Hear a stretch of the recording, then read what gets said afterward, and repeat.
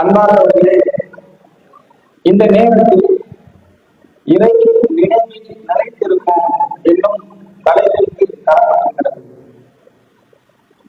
நமக்கு இந்த தத்தியாவை கொஞ்ச நேரம் நினைத்திருக்க முடியல, இறை நினைவுல நினைத்திருப்பது கொஞ்சம் சிரமம் தான் அப்படின்னு நம்முடைய உள்ளத்துல சில எண்ணங்கள் ஏற்படலாம்.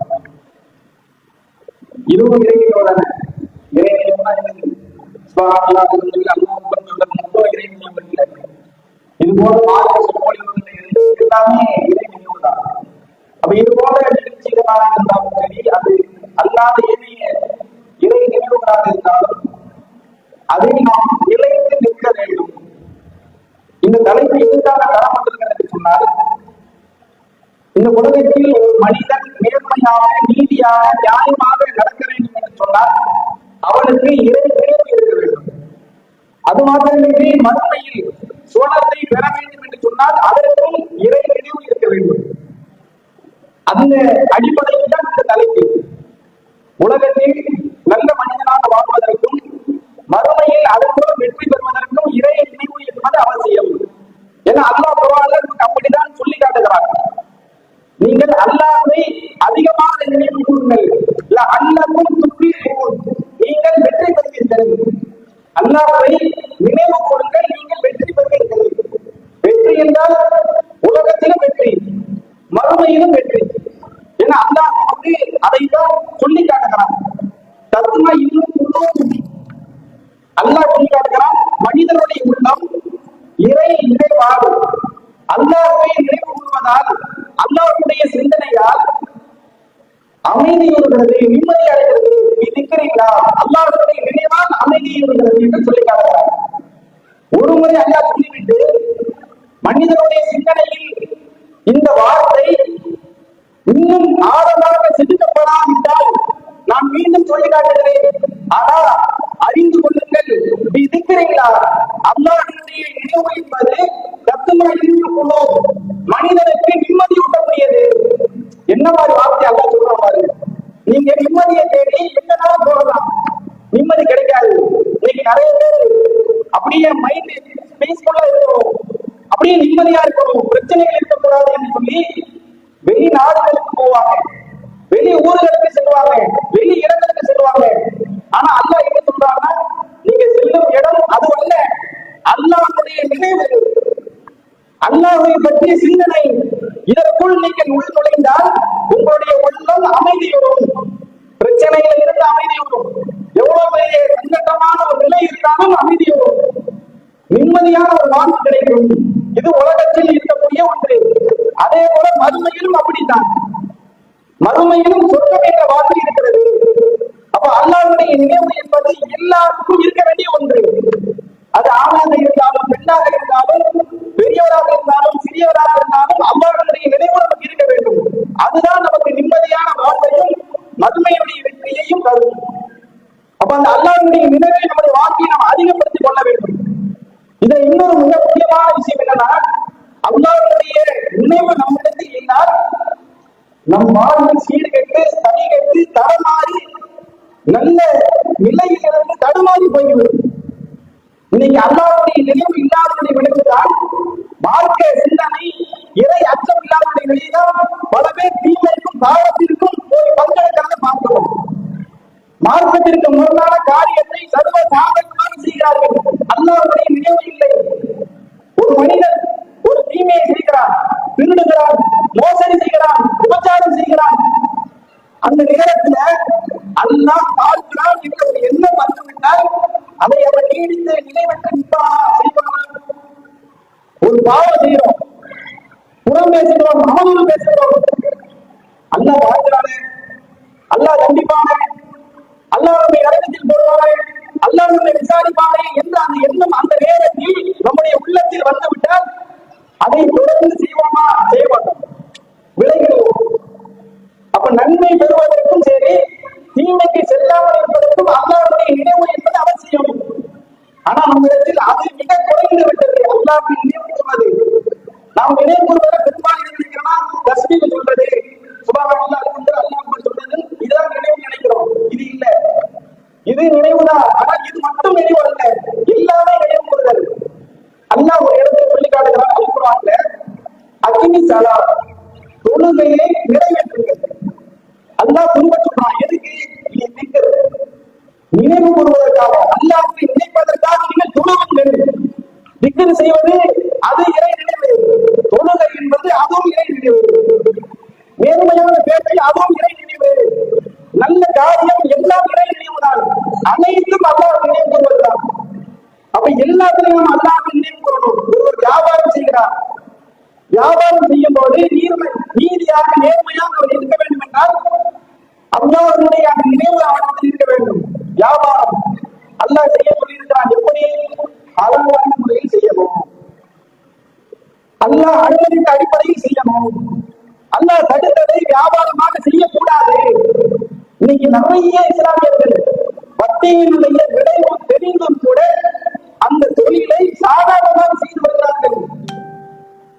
பல நபர்கள் லோன் கொடுக்கக்கூடியவங்க, அவங்க நம்மிடத்தில் வந்து நமக்கு தெரிந்தவங்கள்ட்ட வந்து நீங்க ஒரு லோன் எடுத்துக்கிறீங்களேன் அப்படின்னு சொல்லும்போது, இல்லைங்க இஸ்லாமில் இதெல்லாம் தடுக்கப்பட்டிருக்கு, இதெல்லாம் ஹராம், செய்யக்கூடாது அப்படின்னு நம்ம சொன்னோம்னா அவர் நம்மகிட்ட திருப்பி ஒரு கேள்வி கேட்கிறாரு, என்கிட்ட இருக்கிற கஸ்டமர்ல அதிகமான பேர் உங்களுக்கு தானே பாய், நீங்க என்ன புதுசா எதுவும் சொல்றீங்க, இதெல்லாம் தடுக்கப்பட்டிருக்கு, இதெல்லாம் கூடாது. இன்னைக்கு கரண்ட் உலகத்துக்கு வாங்க, இன்னைக்கு உலக ட்ரெண்டுக்கு வாங்க, ஏதோ பழைய காலத்து நிலையிலே இருக்கீங்களே, உங்க ஆட்கள் தான் நம்மகிட்ட இருக்கிறவங்க போடலாம் அப்படின்னு சொல்றாங்க. அப்ப இதுக்கு என்ன காரணம்? அல்லாஹ்வுடைய நினைவு இல்லை. இப்ப அல்லாஹ்வுடைய நினைவு இல்லை அப்படின்னா வட்டிக்கு போவாங்க, இன்னும் பல தீமையான காரியங்களுக்கு போவாங்க. அப்ப இந்த இடத்துல நாம வந்து நினைக்க வேண்டியது, அல்லாஹ் ஒருவன் இருக்கிறான், அவன் நம்மை கண்காணித்துக் கொண்டிருக்கிறான், நம்மை பார்க்கிறான், நம்மை விசாரிப்பான், இதற்காக தண்டிப்பான் என்ற அந்த எண்ணம் நம்ம இடத்தில் இருக்க வேண்டும். இல்லை என்றால் எல்லா பாவத்தையும் செஞ்சுவாங்க. இன்னைக்கு வியாபாரம் செய்யக்கூடிய நிறைய நபர்களிடத்தில் இறை நினைவு இல்லை. இறை நினைவு இருந்தால் அவங்க நீதியாக நேர்மையாக இருப்பாங்களா இல்லையா? இப்ப உதாரணத்துக்கு நம்ம வாழ்க்கையை எடுத்துக்கிறோம். பள்ளியில இருக்கும்போது, சொந்த ஊர்ல இருக்கும்போது, நம்ம ஏரியால இருக்கும்போது நல்லபடியா இருப்போம். மாற்று கருத்தா இல்லையா? இருப்போம். சொல்லுங்க, இபாதத்து வளர்ப்போம், மார்க்க பிரச்சாரம். கொஞ்சம் அப்படியே ஒரு கூட்டோட சேர்ந்து, கும்பலோட சேர்ந்து, நம்ம வட்டாரம் சின்ன வயசுல பழக்கப்படுத்தப்பட்ட ஸ்கூல்ல இருந்து படிச்ச நண்பர்கள் ஒண்ணு சேர்த்துட்டாங்க அப்படின்னா இறைவனும் காணாம போயிடும். கார்ல போவாங்க, வெளியூருக்கு டூருக்கு போவாங்க. போனா என்ன நிலைமை? கார்ல போகும்போது என்ன செய்யப்படணும்? பாட்டு போடணும். பாட்டு இல்லை அப்படின்னா வண்டி நகராது. ஏன்? நான் தூங்கிடுவேன், பாட்டு போட்டுட்டே போகணும். இவர் யாரு? ஒரு பள்ளியில, ஒரு ஊர்ல, மாவட்டத்துல நிர்வாகியா இருப்பாரு, அல்லது அந்த தௌஹீத பேசக்கூடிய பேச்சாளரா இருப்பாரு, அல்லது தௌஹீத்வாதியா இருப்பாரு. இவரை ஒரு பயணத்துல போகும்போது இறை நினைவு இல்லை. போற பயணம் என்னத்துக்கு ஆகாது? அல்லாஹ் மறந்தால் என்ன நடக்கும்? போற வண்டி திரும்பி வருமா? அல்லாஹ் சொல்லி காட்டுகிறான், நீங்கள் என்னை நினைவு கூறுங்கள், நானும் உங்களை நினைவு கூறுகிறேன். நீ என்ன நினைப்பா? ஒரு இடத்துக்கு போறியா, ஒரு பயணம் போறியா, அல்லது ஒரு காரியம் செய்தியா, என்னை நீ நினைவு கூறு, என்னை நினைக்கப்பா, நானும் உன்னை நினைப்பேன்.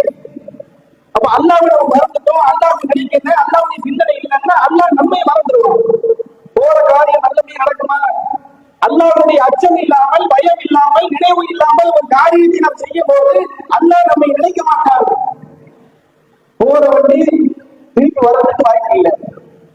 அப்படி எதுவும் நடக்கிறது கூட அது பாவம். அப்படி ஏதாவது நடந்தா அல்லாஹ்வை நினைவு கூறாத ஒரு நிலையில் ஒரு காரியத்தை செஞ்சுட்டோம்னா இருக்கிறதுக்கு ஆபத்து. ஒரு வியாபாரம் செய்தாலும் சரி, அல்லது அப்படியே பசங்களோட வெளியூருக்கு போனதாலும் சரி, அல்லது குடும்பத்திலே இருந்தாலும் சரி, என்னவோ நாம செய்யறோம். ஒரு தீமையான காரியத்தை செய்யும் போதே நம்மை மரணம் தழுவி விட்டாரு. என்ன ஆகுது? அப்ப அல்லாஹ்வுடைய அந்த திருப்தி நமக்கு வேண்டும் என்றால் அல்லாஹ்வை நினைவு கூறணும். அல்லாஹ் நம்ம எப்ப நினைவு கூறுமா? நீ என்ன நடப்பா?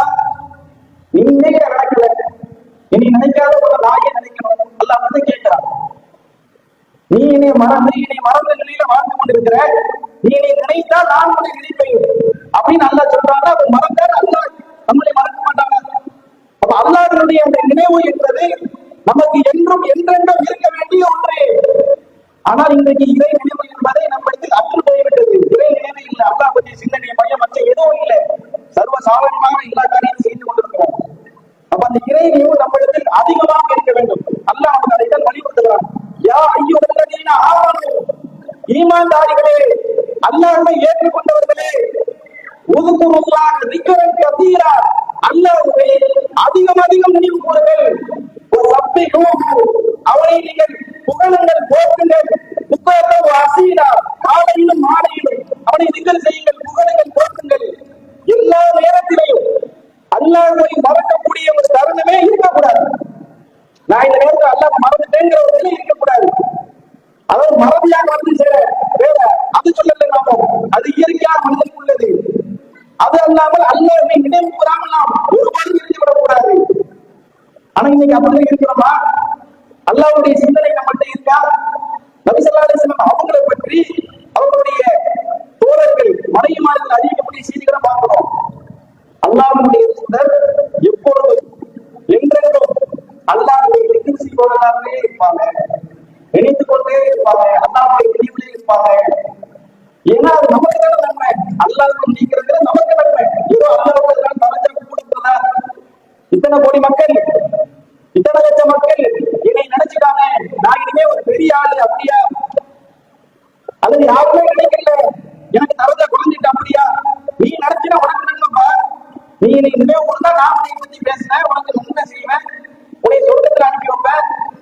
அப்ப அது நமக்கு தான் நன்மை. அப்ப அல்லாஹ்வுடைய எப்பொழுதும் ரசூலுல்லாஹ் வந்து அப்படியே அல்லாஹ்வை நினைப்பிலே இருப்பாங்க. என்ன காரியம் செஞ்சாலும் மார்க்கத்தோடு ஒப்பிட்டு.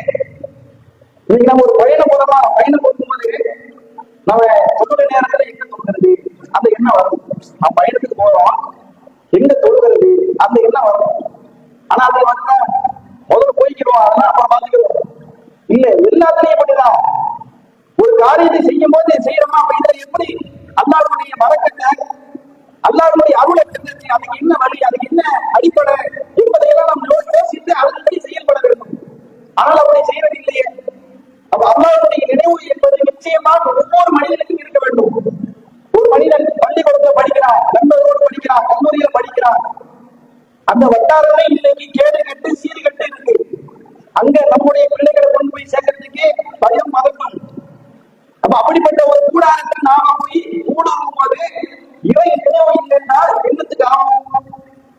அல்லாஹ் வாழ்கிறான் என்ற பட்சமோ அல்லது அல்லாஹ் பற்றி சிந்தனையோ இல்லை என்று சொன்னால் அந்த பிள்ளைகளுடைய வாழ்வு என்ன ஆகும்?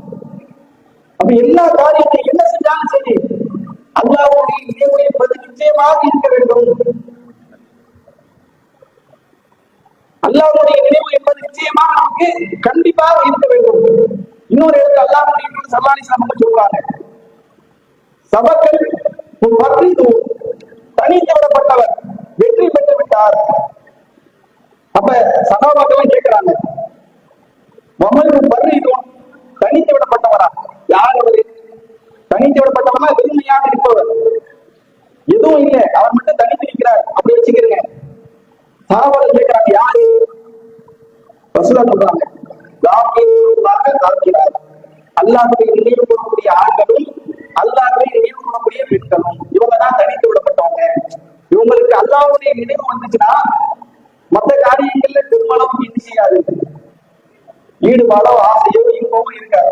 அல்லாஹ்வுடைய நினைவு தான் இவங்களுக்கு, அல்லாஹ்வுடைய திருப்தி தான் முக்கியம். அதுதான் இவங்களுக்கு முதன்மை. அல்லாஹ்வை பற்றி எண்ணம் வந்துட்டா வேற எதுவும் கிடையாது. நாம எப்படி இருக்க போறோம், என்ன செய்ய போறோம், எதுவும் வேண்டாம். அல்லாஹ்வுடைய நினைவு வந்துச்சா அது மட்டும்தான். உதாரணத்திற்கு அபூ தல்ஹா என்று சொல்லக்கூடிய ஒரு நபி தோழர், அவர் என்ன செய்யறாங்கன்னா ரசூலுல்லாஹ் முறை தன்னிடத்தில் உணவு கேட்டு வந்த ஒரு நபருக்கு தன் வீட்டில் உணவு இருக்கா என்று பார்த்து சொல்லி அனுப்புறாங்க. உணவு இல்லை. அப்ப உடனே இவருக்கு உணவு கொடுக்கக்கூடியவங்க யாரு? ரசூலுல்லாஹ் கேட்கிறாங்க. உடனே அந்த அன்சாரி தோழர் அபூ தல்ஹா அவங்க முன் வந்து நிற்கிறாங்க. அல்லாஹ்வுடைய தூதரை நான் உணவளிக்கிறேன், வீட்டுக்கு கூட்டு போறாங்க. வீட்டுக்கு கூட்டிட்டு போய் அவங்க மனைவிட்ட இந்த மாதிரி ரசூலுல்லாஹ்வுடைய விருந்தாளி நான் அழைச்சிட்டு வந்திருக்கிறேன், இவங்களுக்கு உணவு கொடுங்க. அப்ப அங்க இருந்து வர பதில் என்ன? ரிப்ளை, அவங்களுக்கு உணவு கொடுக்கலாம். நீங்க நமக்கே உணவு இல்லை, நம்மளே இன்னைக்கு பட்னி தானே, நமக்கே சாப்பாடு இல்லை, நீங்க ஒரு ஆளை தூக்கிட்டு வந்திருக்கீங்க. இப்ப என்னன்னா இவங்க அல்லாஹ்வுடைய விருந்தாளி, ரசூல் அனுப்பி வச்சவங்க. இப்ப இதை புரிஞ்சுக்கிட்டு அவங்க என்ன சொல்றாங்கன்னா, நம்முடைய பிள்ளைகளுடைய உணவு தான் இருக்கு, நம்மள்கிட்ட உணவு இல்லை. இப்ப என்ன செய்யறது?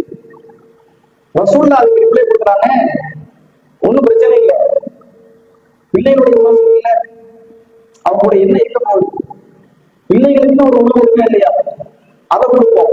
இது எப்ப வரும்? அல்லாஹ்வுடைய அந்த விருத்தம், அல்லாஹ்வுடைய திருப்தி, அதை எதிர்பார்க்கும் போதுதான் இந்த எண்ணம் வரும்.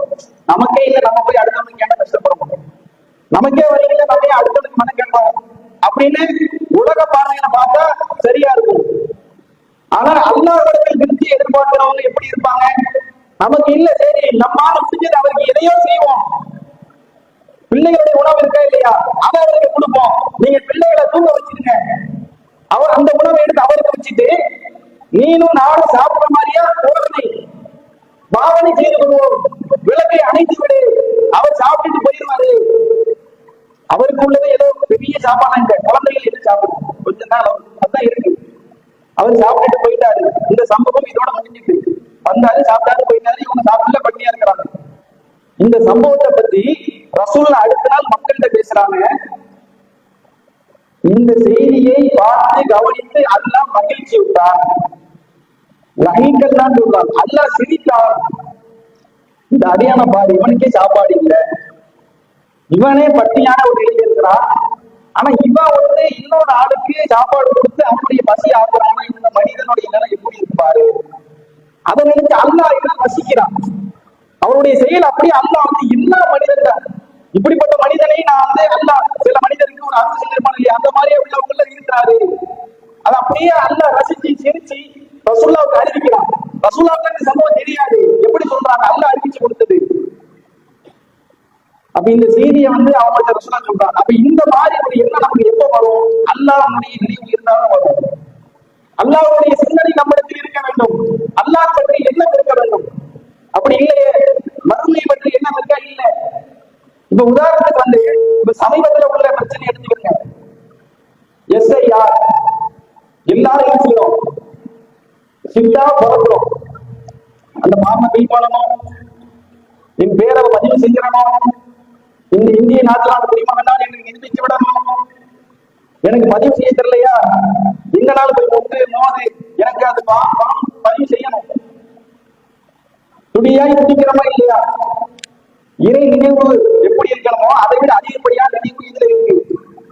பாக்குறாள் இப்ப கூட உங்களுக்கு மத்தியில இருந்திருக்கலாம் சில பேச்சு, எஸ்ஐஆர் இந்த ஃபார்ம் ஃபில் பண்ணியா, பெண்கள் ஆண்கள் மாத்தி மாத்தி பரிமாறி அந்த ஃபார்ம் எல்லாத்தையும் ஃபில் பண்ணி நான் ஃபில் பண்ணேன், என் பேர் கிடைக்கல உன் பேர் கிடைக்கல, பரபரப்பா இருந்திருக்கும், பேச்சு பொருளாக இருக்கு. இப்ப இதோட என்ன செய்யலாம்? இறை நினைவுக்கு ஒப்பிடுங்க, மறுமை சிந்தனை. இந்த பிரச்சனை சமீபத்துல ஒரு மாத கால அவகாசம் டிசம்பர் 4 வரைக்கும் இருக்கு. அல்லாஹ் அவகாசம் நமக்கு இது போலதான் கொடுக்கல, ஆனா இவங்க ஒரு அவகாசத்தை கொடுக்குறாங்க 4 மாதம். அப்ப அந்த அவகாசத்தை தெரிஞ்சுக்கிட்டு நாம அதுக்கு முடியாய் குடிக்கிறோம். எவ்வளவு பேர் சில பேரு பாவம் அவங்க பார்த்தாலே பரிதாபமா இருக்கு, என்னன்னே தெரியல, அவங்க பீப்பனை தெரியல. நம்மளும் அதுக்காண்டி வளர்த்து கேட்டோம், நம்முடைய ஜமாத்தின் சார்பாக பல முகாம்கள் நடத்துறோம். ஏன்னா உலகத்தில் அவங்களுக்கு ஒரு அங்கீகாரம் கிடைக்கணும், உலகத்தில் நிம்மதியை வாழமாக்கிறதுக்காக. அப்ப இந்த உலகத்துக்காக இந்த அளவுக்கு மெனக்கிடக்கூடிய அதையே நினைத்துக் கொண்டு, அதையே திக்கர் செய்தி, திக்கர்னா நினைவு கூடுதல், அதையே நினைத்துக் கொண்டு தூக்கத்துல கூட இந்த செயல் தான் கனவுல நிக்குது அப்படிங்கிற அளவுக்கு பேச்சு பொருளா இருக்கு. இது போன்று அல்லாஹ்வுடைய சிந்தனை, அல்லாஹ்வுடைய நினைவு நம்மள்கிட்ட வந்திருக்கா? ஆக சொர்க்கத்துல நாம குடியுரிமை பெறணுமே, சொர்க்கத்தில் அல்லாஹ்வுக்கு குடியுரிமை தரலன்னா நம்முடைய நிலைமை என்ன ஆகும்? அல்லாஹ் நமக்கு எப்ப அவகாசம் என்று சொல்லலையே, இவங்க ஒரு அவகாசம் கொடுத்திருக்கிறாங்க, அல்லாஹ் எப்போன்னு சொல்லல. அது எப்பனாலும் இருக்கலாம், இன்னைக்கு கூட இருக்கலாம், இந்த நிமிஷம் கூட இருக்கலாம். அந்த எண்ணம் நம்மகிட்ட இல்ல பாருங்க. அல்லாஹ்வுடைய நினைவு உலக வாழ்க்கையை நாம் செயல்படும் போது உலக வாழ்க்கையை நோக்கிதான் இருக்கே தவிர அதுக்கு இல்ல. இது வேணும், உலகத்தில் நாம நல்ல முறையில் வாழ்றதுக்கு இது அவசியம். எதுக்கு சொல்றாங்கன்னா இது போல அந்த இதுக்கு இருக்கா? எத்தனை பேர் சொர்க்கத்தில் நான் குடியுரிமை பெற வேண்டும், என்னுடைய குடியுரிமையை நிரூபிக்க வேண்டும், நான் இன்னைக்கு இந்த எஸ்ஐஆர் ஃபார்ம் போல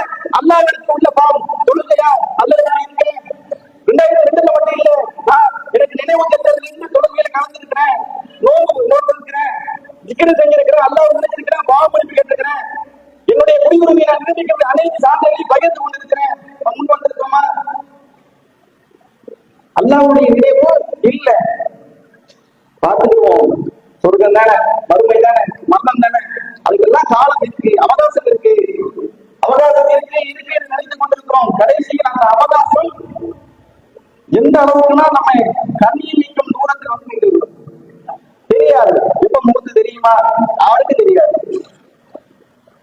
அப்ப நமக்கு உண்மையில் மௌத்துக்கு அவகாசம் இல்லை, எப்படினாலும் வரலாம். அப்ப அதுக்கு முன் அல்லாஹ்வை நினைத்து நாம் வெற்றியாளர்களை பட்டியலே இடம் பெற வேண்டும். அல்லாஹ்வுடைய அந்த நினைவு கூறுதல் அதிகமாக இருக்க வேண்டும். அது இல்லை என்று சொன்னால் நம் வாழ்வில் நிச்சயமாக வெற்றி பெறவே முடியாது. சுவனத்தில் மறுமையை கிடைக்க முடியாது. உலகத்தில் நல்ல முறையை வாழ்வதற்கும் இறை நினைவு என்பது அவசியம்.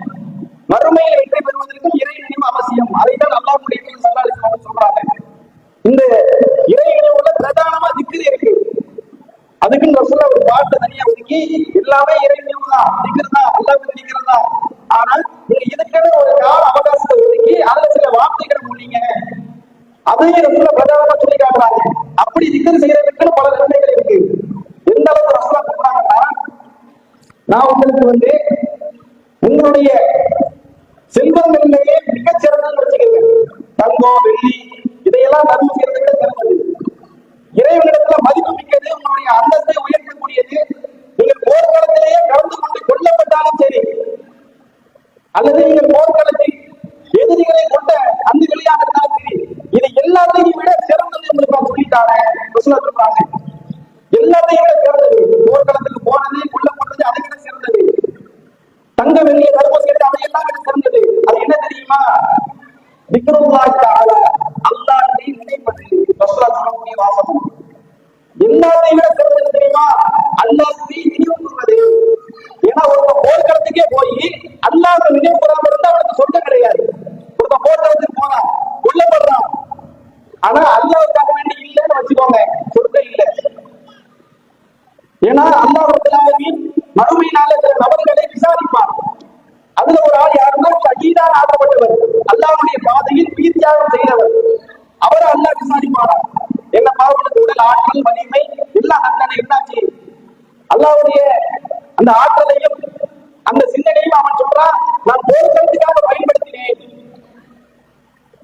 ஆனா அல்லாஹ் என்ன சொல்றான்னா, நீ போய் சொல்ற, போர்க்களத்துக்கு போய் போர் செஞ்சு கொல்லப்பட்டதெல்லாம் உண்மை, ஆனா இது எனக்காண்டி செஞ்சு சொன்னியா இல்லையா, என்னுடைய நினைவாக செஞ்சு சொன்னியா இல்லையா, இது போய் அப்படி இல்லை, நீ நரகத்துக்கு போ.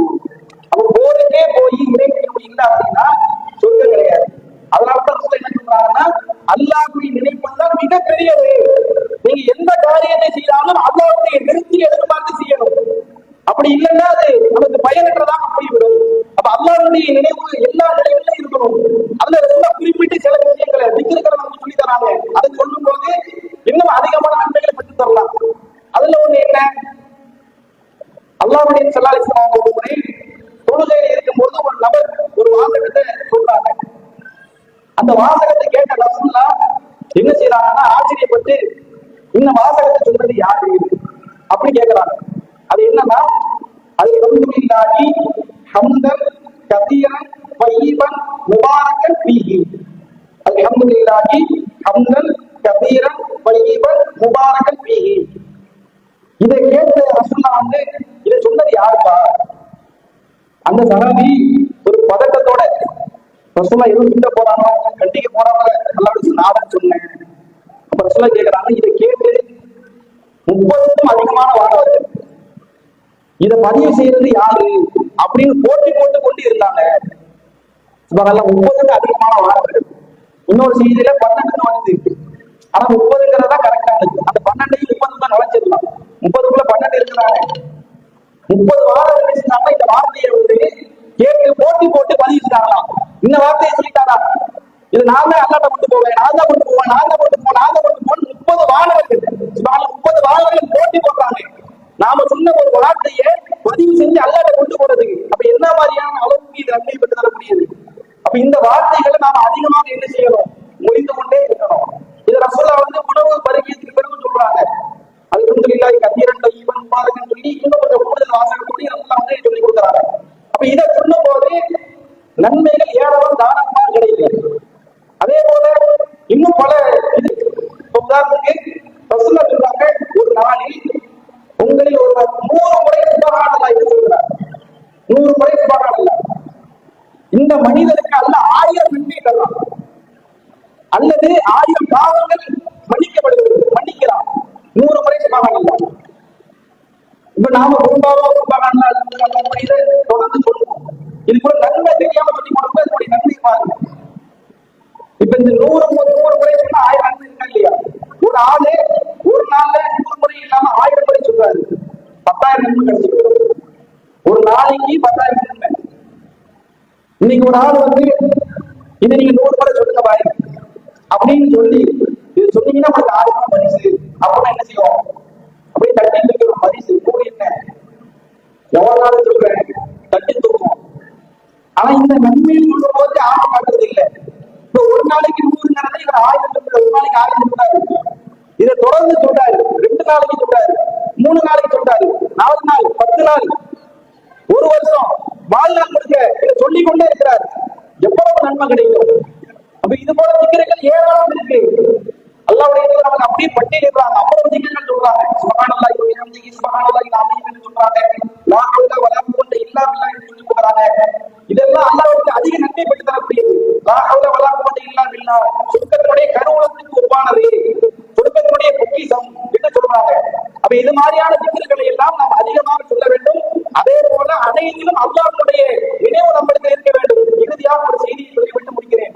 அல்லாஹ்வுடைய மக்களுக்கு ஒரு செய்தியை சொல்றாங்க. 2 காரியம் இருக்கு, 2 செயல்கள், 2 விஷயம். அதை யார் வாழ்நாளில் தொடர்ந்து கடைபிடிக்கிறாரோ அவர் சொர்க்கம் போவார்.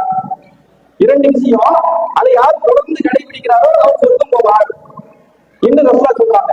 அதோட கூடுதலா இன்னும் ஒரு கல்வி சொல்றாங்க. அது என்ன காரியம்னா, தொழுகைக்கு பிறகு உங்களில் ஒருவர் சுப்ஹானல்லாஹ் 10 முறை, அல்ஹம்துலில்லாஹ் 10 முறை, அல்லாஹு அக்பர் என்று 10 முறை என்று சொன்னார் என்று சொன்னால் அவருக்கு ஒரு நாளைக்கு எவ்வளவு சொல்றாங்க? ஒரு தொழுகைக்கு 30. அப்ப 5 நேர தொழுகைக்கு 150. இவருக்கு 1500 நன்மைகள் கிடைக்கும். 150 முறை சொன்னோம்னா 1500 நன்மைகள் கிடைக்கும். இது ஒண்ணு. இரண்டாவது, தூங்கும் போது சுப்ஹானல்லாஹ் 33, அல்ஹம்துலில்லாஹ் 33, அல்லாஹு அக்பர் 34 இதை சொல்லிட்டாங்கன்னா அவருக்கு 1000 நன்மை, மொத்தம் 2500 நன்மை. அது போக இதை யார் தொடர்ந்து கடைபிடிக்கிறாங்களோ அவங்க சொர்க்கம் போவாங்க. இந்த மாதிரியா ஒரு நன்மை பாருங்க. இதெல்லாம் சொர்க்கம் போறதுக்கு அப்படியே அசால்ட்டா ஜூஸ் மாதிரி எடுத்துட்டு போகலாம். சில பேர் நான் பெரிய கொஸ்டின் ஆன்சர் எழுதிக்கிட்டு இருப்பாங்க, எக்ஸாம் டைம்ல முடிச்சு போயிடும். அப்ப எது ஈஸியா நம்ம சொர்க்கத்துக்கு போற காரியமா இருக்கோ அதெல்லாம் அடிக்கணும். அப்ப இது மாதிரியான ஆசைகள் இதெல்லாம் நமக்கு சொல்றது ரொம்ப எளிதானே. தூங்கும் போது ரொம்ப கலப்பா இருக்கும். அந்த நேரத்துல இந்த ஒரு வார்த்தையை கஷ்டப்பட்டு மனக்கெட்டு சொல்லிட்டோம்னா தொடர்ந்து சொல்லி வந்தா சொர்க்கம் 1000 நன்மை. அது போல இதே தூங்கும் போது சொல்றதுக்கு இன்னும் சில நன்மைகள் இருக்கு. பணியால் வைப்பதை விட சிறந்ததுன்னு ரசூலுல்லாஹ் சொல்றாங்க. அப்ப இது போல பல நன்மைகள் நமக்கு சொல்லப்பட்டிருக்கு இறை நினைவால். எனவே அதையெல்லாம் நாம் கடைபிடித்து அல்லாஹ்வின் பெறக்கூடிய மக்களாக இருக்க வேண்டும் என்று கூறி என்னுடைய உரையை முடித்துக் கொள்கிறேன். அஸ்ஸலாமு அலைக்கும் வரஹ்மத்துல்லாஹி வபரகாத்துஹு.